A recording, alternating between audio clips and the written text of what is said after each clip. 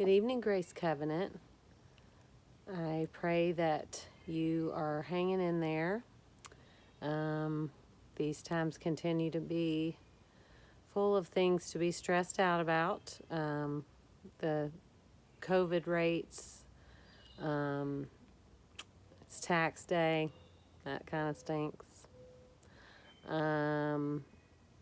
They just came out with all the stuff about the schools. So there's lots of things to be stressed about. Sydney just left today. He is moving to Atlanta to play on a rugby team there. And so that's a bit of stress for me, just hoping that he can be safe there. And there are also things to be really hopeful about. Last night, our city council in Asheville voted unanimously to begin a process of reparation in our community. And it will be a process. This took us hundreds of years to do the harm that's been done to the Black community in Asheville, and it's going to take a while for that repair and healing to take hold. And so I want to invite you all tonight to think about what healing and repair means in these times. This time in which we're really facing kind of twin pandemics, the COVID-19 pandemic, and then the pandemic that has been chronic in this country, the pandemic of white supremacy, and the weight, the impact that has had on our communities, our bodies, our systems, our institutions. And so what does healing mean? What does repair mean? And as people of faith, this vote that was taken last night it's a real sign of hope, that a vision of a better world is something that actually can drive decisions in the current moment. That there is a way to speak the truth about the pain that has really impacted generations and generations of people.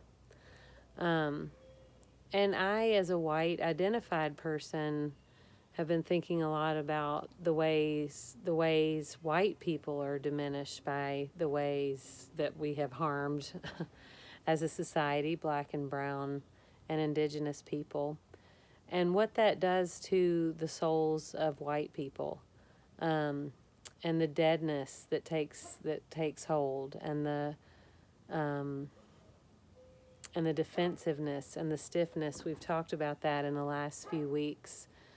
And so I want to make some space to think about what repair and healing can look like if we begin the process of really centering the voices of impacted people, and we think about what healing and repair looks like in the Black community and brown bodies, Black bodies, indigenous bodies.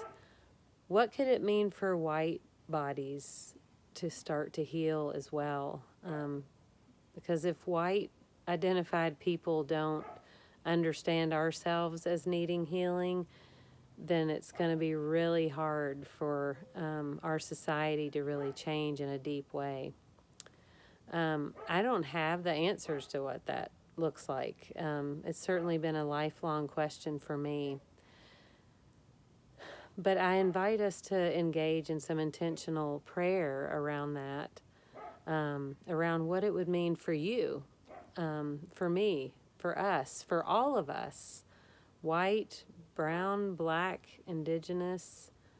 What would it mean for us to change our relationship to each other, to our bodies, to our communities, to our institutions, in such a way that we weren't just chronically doing harm and eroding trust.